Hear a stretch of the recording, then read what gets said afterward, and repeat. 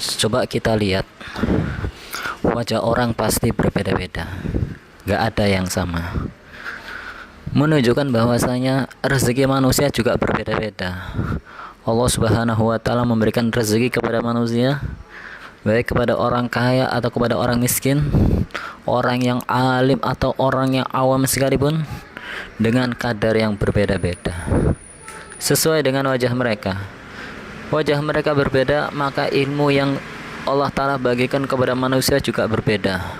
Wajah mereka berbeda, harta juga sama, dikasihkan oleh Allah Subhanahu wa Ta'ala dengan rezeki yang berbeda-beda.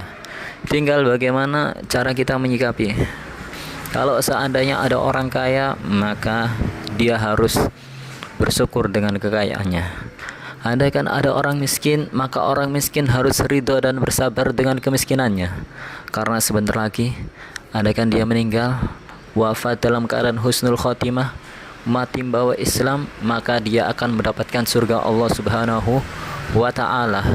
Dan surga Allah Subhanahu wa Ta'ala gak bisa sedikit pun dibandingkan dengan kenikmatan di atas dunia ini.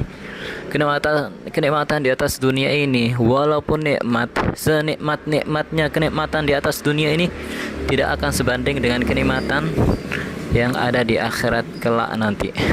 Orang miskin, andaikan dia ridho, andaikan dia mau bersabar sedikit saja dengan hari-hari yang sedikit, mereka mau bersabar dengan pahitnya, sulitnya kehidupan di atas dunia ini.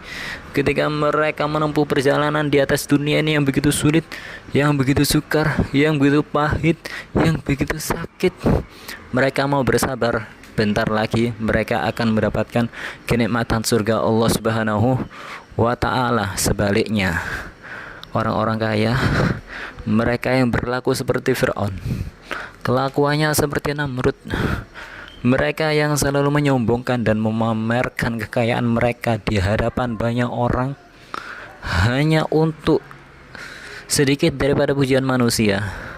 Bentar lagi dia dikumpulkan dengan Fir'aun, akhirnya mereka dijebloskan oleh Allah Subhanahu wa Ta'ala, oleh malaikat-malaikat Allah Subhanahu wa Ta'ala ke dalam api neraka. Kumpul sama Fir'aun, kumpulnya sama Harun, kumpulnya sama Namrud. Orang-orang zalim disiksa bareng sama mereka. Kenapa? Kelakuannya sama, sombong, pamer dengan manusia. Akhi, bukan kita menolak kekayaan. Kaya oke, miskin juga oke. Yang penting adalah ketika miskin, ridho dengan takdir Allah Subhanahu wa Ta'ala.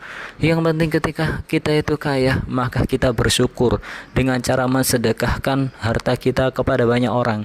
Karena satu-satunya jalan yang selamat bagi orang kaya itu adalah membagi-bagikan harta kekayaannya kepada orang yang membutuhkan. Andaikan dia sholat banyak, tapi dia pelit, hartanya jadi masalah di akhirat nanti. Andaikan dia banyak zikir, tapi uangnya nggak mau dia sedekahkan kepada orang yang membutuhkan, hartanya jadi masalah kelak nanti di hari pengadilan di hadapan Allah Subhanahu wa Ta'ala. Andaikan ada orang kaya, Masya Allah, cari ilmu semangat, tapi pelit dengan hartanya. Ada orang membutuhkan, dia tidak kasih. Nah, hartanya dia jadi masalah bagi dia.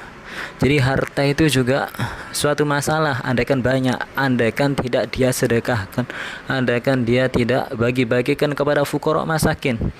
Kata Rasul, orang yang kaya tidak akan selamat daripada hartanya, kecuali kalau seandainya dia bagikan hartanya itu ke depan dan juga ke belakang, ke kanan dan juga ke kiri, atau sebagaimana yang dikatakan oleh Rasul Muhammad SAW, yang kita terima daripada para sahabat-sahabatnya, yang kita terima daripada ulama-ulama warasatul anbiya, pewaris daripada Rasul Muhammad SAW, itu harta, akhi. Jadi kekayaan bukan ukuran orang itu soleh, bukan ukuran orang itu sukses. Tapi kekayaan dan juga kemiskinan, andaikan kita pandai dalam menyikapinya, maka sebenarnya kita itu adalah orang-orang yang benar-benar dalam keadaan beruntung. Asalkan orang tadi itu dalam keadaan takwa, orang itu soleh, ridho dengan pembagian Allah Subhanahu wa Ta'ala, dan bersyukur dengan apa yang Allah Ta'ala berikan kepadanya, maka dia adalah orang-orang yang beruntung. Sebaliknya, andaikan ada orang yang miskin yang dia tidak ridho, udah miskin gak mau sholat, udah miskin ngeluh terus kerjaannya, udah miskin nyuri lagi, wal iyadzubillah, maka kemiskinan yang seperti ini menjadikan dia mendapatkan laknat dari Allah Subhanahu wa Ta'ala, kemudian dia bisa masuk neraka Allah Subhanahu wa Ta'ala. Juga sama bareng Fir'aun, bareng Namrud, juga bareng dengan siapa itu, Qarun, wal iyadzubillah.